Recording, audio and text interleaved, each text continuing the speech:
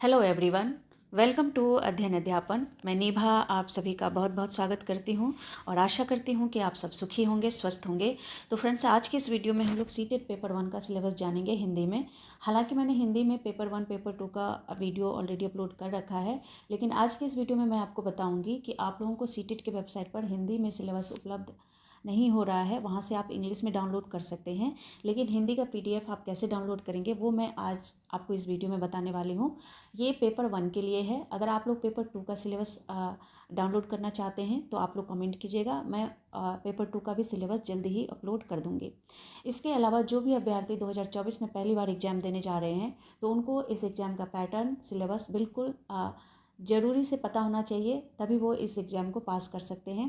इसके अलावा मैं और एक बात बता दूं कि आप लोगों को मैं 2023 में जो अगस्त में आप लोगों का एग्ज़ाम हुआ है उसके सारे क्वेश्चन पेपर सॉल्यूशन मैं आपको इस चैनल के माध्यम से प्रोवाइड कराती रहूँगी, तो आप लोग चैनल पर बने रहिएगा। साथ ही कुछ इंपॉर्टेंट नोट्स हैं उसके भी वीडियो मैं अपलोड करूँगी। तो बिल्कुल आप लोग पहले अभी पेपर 1 का सिलेबस देख लीजिए और इसे कैसे डाउनलोड करेंगे, कहाँ से डाउनलोड करेंगे। बिल्कुल जो ऑफिशियल वेबसाइट पर आपका सिलेबस है वही हिंदी में यहाँ पर मैं उपलब्ध करवा रही हूँ, तो आप उसे डाउनलोड आसानी से कर सकते हैं। लेकिन उससे पहले आप लोग जान लीजिए कि आपका सिलेबस कहाँ से कितने नंबर के प्रश्न पूछे जाएंगे, क्योंकि अगर आपको ये पता होगा तो वो पोर्शन आप लोग तैयारी करके आसानी से इसमें सफलता प्राप्त कर सकते हैं। तो चलिए देखिए पेपर 1 में क्या है। पहला जो आपका CDP होगा यानी बाल विकास शिक्षा शास्त्र, जो आपका पहला पेपर होता है, फर्स्ट सब्जेक्ट होता है, उसमें आपके 30 प्रश्न पूछे जाएंगे। और 30 प्रश्न में आपके जो होंगे वो देखिए 15 नंबर का तो आपका क भाग होगा। क भाग में आप लोग इसको जब आप लोग PDF डाउनलोड करेंगे तो बिल्कुल आराम से पढ़ लीजिएगा, और कोई हिंदी शब्द ज़्यादा कठिन लगे तो इंग्लिश का सिलेबस देख लीजिएगा। उसका भी मैंने वीडियो अपलोड कर रखा है, कैसे डाउनलोड करना है वो भी आप देख सकते हैं। तो कुछ शब्दों की इंग्लिश आप लोग पढ़ लीजिएगा, क्योंकि हिंदी कहीं कहीं बहुत ज़्यादा शुद्ध है। तो चलिए देखिए, बाल विकास प्राथमिक विद्यालय के लिए अगर आप शिक्षक बनना चाहते हैं कक्षा 1 से 5 तक के लिए, तो उसके लिए ये सिलेबस है। यहाँ पर क भाग है बाल विकास, जहाँ से 15 प्रश्न पूछे जाएंगे और उसमें कौन कौन से टॉपिक आपको कवर करना है वो आप ध्यान देंगे।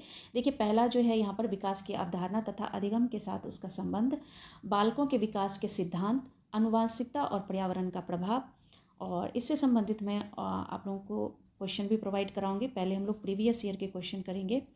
इसके बाद देखिए सामाजिकरण प्रक्रियाएं, सामाजिक विश्व और बालक, जिसमें आपका शिक्षक, अभिभावक और मित्रगण, इन सब से संबंधित आपका ये टॉपिक है। इसके अलावा पियाजे, कोलबर्ग, वाइगोत्स्की, निर्माण और विवेचित संदर्भ, मतलब इनसे संबंधित जो आपके थ्योरी हैं जहाँ से प्रश्न पूछे जाते हैं इनको आपको अच्छे से पढ़ना है। बाल केंद्रित और प्रगामी शिक्षा की अवधारणाएं, बौद्धिकता के निर्माण का विवेचित संदर्भ, बहुआयामी बौद्धिकता। और इसके बाद समाज निर्माण के रूप में लिंग, उसके बाद लिंग भूमिकाएं, लिंग पूर्वाग्रह, शैक्षणिक व्यवहार, उसके बाद भाषा और चिंतन, शिक्षार्थियों के मध्य व्यक्तिक विभेद, भाषा, जाति, लिंग, समुदाय, धर्म आदि की विविधता पर आधारित विभेदों को समझना। इसके बाद अगर बात करें तो अधिगम के लिए मूल्यांकन, अधिगम के लिए मूल्यांकन और अधिगम का मूल्यांकन के बीच अंतर, विद्यालय आधारित मूल्यांकन, सतत एवं व्यापक मूल्यांकन, संदर्भ और व्यवहार। इसके अलावा अगर बात करें तो शिक्षार्थियों की जो तैयारी का स्तर है, शिक्षार्थियों की तैयारी के स्तर के मूल्यांकन के लिए, कक्षा में शिक्षण और विवेचित चिंतन के लिए तथा शिक्षार्थियों की उपलब्धि के लिए उपयुक्त प्रश्न तैयार करना, मतलब प्रश्न किस प्रकार से तैयार किया जाता है, इन सभी टॉपिक को आपको पढ़ना है। तो क भाग जो था वो 15 मार्क्स का था। जो ख भाग है वो आपका 5 प्रश्न पूछा जाएगा, 5 नंबर के। तो यहाँ से ये आपके टॉपिक हैं जिनको आपको पढ़ना है 5 नंबर के मार्क्स के लिए। गैर लाभ प्राप्त और अवसर वंचित विद्यार्थियों, शिक्षार्थियों सहित विभिन्न पृष्ठभूमियों से आए शिक्षणार्थियों की आवश्यकताओं को समझना। इसके बाद है अधिगम संबंधी समस्याएं, कठिनाई वाले बालकों की आवश्यकताओं को समझना, मेधावी, सृजनशील, विशिष्ट प्रतिभावान शिक्षार्थियों की आवश्यकताओं को समझना। इसके बाद ये ख पार्ट यहाँ पर कंप्लीट होता है। इसके बाद ग पार्ट की बात करें तो यहाँ पर अधिगम और अध्यापन से आपके 10 प्रश्न पूछे जाएंगे, तो इनको आपको अच्छे से कवर करना है। और एक बात, CDP को आप लोग अच्छे से कवर कर लीजिएगा, क्योंकि CDP का मतलब है सीटेट पास करना। CDP आपका अच्छे से होना चाहिए, बाकी सब्जेक्ट आप आसानी से संभाल लेंगे। बालक किस प्रकार सोचते हैं, सीखते हैं, बालक विद्यालय प्रदर्शन में सफलता प्राप्त करने में कैसे और क्यों असफल होते हैं, अधिगम और अध्यापन की बुनियादी प्रक्रियाएं, बालकों की अधिगम कार्यनीतियां सामाजिक क्रियाकलाप के रूप में, अधिगम अधिगम के सामाजिक संदर्भ, इसके अलावा एक समस्या समाधानकर्ता और वैज्ञानिक अन्वेषक के रूप में बालक, बालकों में अधिगम की वैकल्पिक संकल्पना, अधिगम प्रक्रिया में महत्वपूर्ण चरणों के रूप में बालक की त्रुटियों को समझना, इसके बाद बोध और संवेदनाएं, जो आपके ये टॉपिक हैं, बोध और संवेदनाएं, प्रेरणा और अधिगम, अधिगम में योगदान देने वाले कारक निजी एवं पर्यावरणीय। देखिए ये आपका सीडीपी का हो गया पूरा, जो टॉपिक आएगा वो पूरा कवर हुआ। यहाँ पर आपका आ जाता है लैंग्वेज। लैंग्वेज आप कैसे चूज करेंगे, जो भी लैंग्वेज आपको लगता है कि आपके लिए बहुत ही मतलब मजबूत है, उसमें आप अच्छे मार्क्स गेन कर सकते हैं, तो उसको भाषा 1 के लिए लीजिए, चाहे आपका संस्कृत हो, हिंदी हो, इंग्लिश हो। इसके अलावा जो लैंग्वेज आपको लगता है कि हाँ ठीक ठाक मार्क्स आ जाते हैं, मतलब उतना ज़्यादा अच्छा नहीं है, तो उसको आप लैंग्वेज 2 के रूप में लीजिए, चाहे वो इंग्लिश हो, संस्कृत हो या हिंदी हो, इनमें से कोई भी आप ले सकते हैं। दोनों का जो सिलेबस होता है वो सेम होता है। फ़र्क इतना है कि जो आप भाषा 1 लेंगे उसमें आपको भाषा 1 यानी लैंग्वेज 1 लेते हैं आप, तो जिसमें भाषा बौद्ध गम्यता, जिसे हम अनसीन पैसेज कहते हैं, अपठित गद्यांश कहते हैं, तो इसमें आपके 15 नंबर के प्रश्न पूछे जाएंगे, जिसमें आपके 2 अनसीन पैसेज दिए होंगे और इन दोनों को सॉल्व करना होगा। और भाषा 2 में आपका एक ही अनसीन पैसेज दिया जाएगा और बाकी आपके पेडागोजी के क्वेश्चन होंगे। तो देखिए भाषा 1 अगर आप यहाँ पर चूज करते हैं तो अपठित अनुच्छेदों को पढ़ना, 2 अनुच्छेद, एक गद्य और एक नाटक अथवा नाटक, गद्य और नाटक, और एक कविता जिसमें बोधगम्यता, निष्कर्ष, व्याकरण, मौखिक योग्यता से संबंधित प्रश्न होंगे। अच्छा, गद्य जो होगा वो साहित्य के से संबंधित हो सकता है, वैज्ञानिक से संबंधित हो सकता है, वर्णनात्मक अथवा तर्कमूलक हो सकता है। तो अगर आप समझते हैं कि अनुच्छेद यानी कि अपठित गद्यांश और पद्यांश आपके ईजी आएंगे तो वो बिल्कुल भूल जाइए। आपके ये यहाँ पर इन्होंने टॉपिक दे रखा है कि तर्कमूलक हो सकता है, तो आपको तैयारी अच्छे से करना है। बाकी अनसीन पैसेज जो भी आपका पिछले एग्जाम में आया है वो मैं सब आपको इस चैनल के माध्यम से रिवीजन करवा दूंगी। तो देखिए यहाँ पर अगर हम बात करें तो यहाँ पर भाषा अगर आप लेते हैं तो ये आपका क पार्ट हो गया, जिसमें अनसीन पैसेज से 15 प्रश्न 15 मार्क्स के पूछे जाएंगे। ख भाग में आपके 15 प्रश्न पेडागोजिकल होगा, यानी कि शिक्षा शास्त्र से संबंधित प्रश्न होगा, यहाँ जहाँ पर आपको अधिगम और अर्जन और भाषा अध्यापन के सिद्धांत इन सबको अच्छे से पढ़ना है। और ये बाकी के टॉपिक ये हैं आपके। तो भाषा 1 भाषा 2 में ये आपको पूरा इसी तरह से दिया जाएगा। इसको आप लोग वीडियो पॉज करके पढ़ लीजिएगा, नहीं तो वीडियो लंबा हो जाएगा। और बाकी आपको मैं यहाँ से बता दूँगी कि आपको वीडियो कैसे डाउनलोड करना है।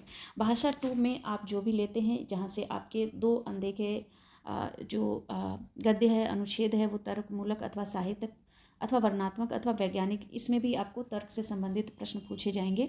जो आप भाषा 1 चूज करेंगे उसमें कविता होगा एक, और एक आपका कहानी लेखन की तरह आपका गद्यांश पूछा जाएगा। लेकिन जो आपका सेकेंड लैंग्वेज है उसमें आपके 2 गद्य ही पूछे जाएंगे, मतलब इसमें कविता नहीं होगी, पोएम नहीं पूछा जाएगा। तो इसमें आपके ये प्रश्न इस तरह से पूछे जाएंगे जो कि 15 मार्क्स के होंगे। इसके बाद की पार्ट की बात करें तो आपका वही जो आपका लैंग्वेज 1 में पूछा जाएगा वही सारा चीज़ यहाँ पर पूछा जा रहा है, तो इसको आपको अच्छे से पढ़ना है। ये सारे टॉपिक आप जब PDF डाउनलोड करेंगे तो उसमें आपको पढ़ने को मिल जाएगा।